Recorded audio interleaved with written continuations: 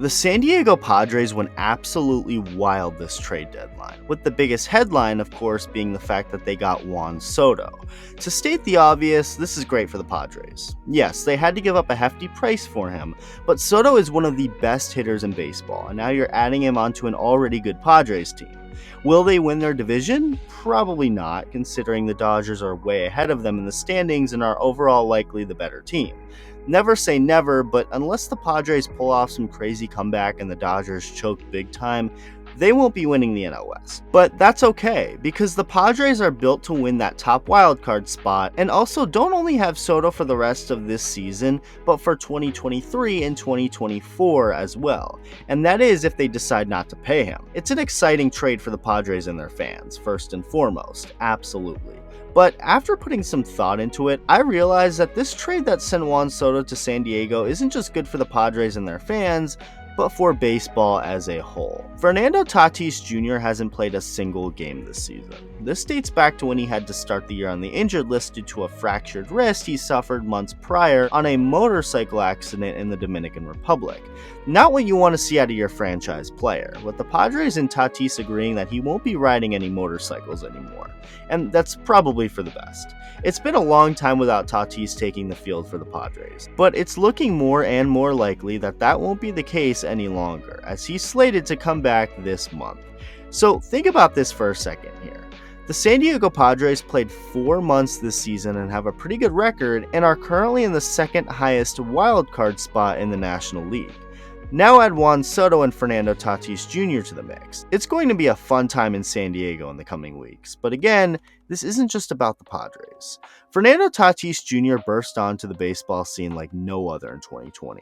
He had an incredible season and helped lead the Padres to the expanded playoffs in that shortened season, but it was what he did otherwise that was so impressive. Tatis soon became one of, if not the most popular player in baseball. Baseball has had a problem for years now that if you ask your typical person to name a baseball player or the best baseball player currently, they wouldn't know what to say because they wouldn't know any. Everyone in the world knows about LeBron James. He's not even just a popular and amazing NBA player anymore. He's a celebrity. The NBA is a very player-driven league, with so many of their stars being widely known in pop culture. Baseball has had a hard time getting their players known, and a factor that plays into that is the whole notion of not letting guys have fun because it breaks the unwritten rules of baseball. Well, Tatis breaks just about every unwritten rule in baseball, but the best part is that he doesn't care, and a ton of the fans don't care either. He's fun to watch, not just because he's a great player, but because he's cool and has fun playing the game. He doesn't worry about what traditionalists will say. He flips his bats, watches home runs, dances. He does it all and does not give a care in the world about the people who are going to criticize him for it. As a result of all this, Tatis has become far and away one of the more popular players in the sport, and some people even outside the baseball world are noticing. Fernando Tatis Jr. is great for baseball. You know who else is? Juan Soto. During the 2019 World Series, I fell in love with Juan Soto. The thing that impresses me most about him is how confident he always looks up there at the plate. It doesn't matter who he's facing, where he's facing them, or the situation that he's in, he always looks like he's ready to crush a baseball. I mean, he was 20 years old hitting bombs off of Garrett Cole and Justin Verlander in the World Series. Ever since then, he has arguably been the best hitter in baseball. But again, he's more than just a great player.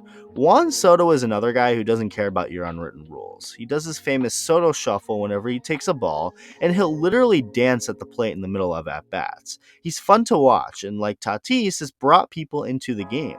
People love him, not just Washington Nationals fans. Well, Juan Soto and Fernando Tatis Jr. are now teammates. Again, great for the Padres, even better for baseball. I honestly can't think of a more fun atmosphere than what Petco Park is going to be like when Tatis makes his return. Him alone on the Padres made games in San Diego a party. Now add Soto. Tatis and Soto hitting in the same lineup guaranteed for the next 2+ years is a gift to the sport. They are both such popular players that people, especially young people, love. They bring more to baseball than just their talent, as they brought fans into it. They make the game fun, and I don't think it's a hot take at all to call the Padres the most fun team in baseball right now. There's going to be home runs, dancing, hopefully winning, unwritten rules being broken all around, and more. The Padres should be real happy with who they acquired before the trade deadline. But in reality, baseball should be happy too. Let me know what you think. Thank you for watching, and I'll see you in the next video.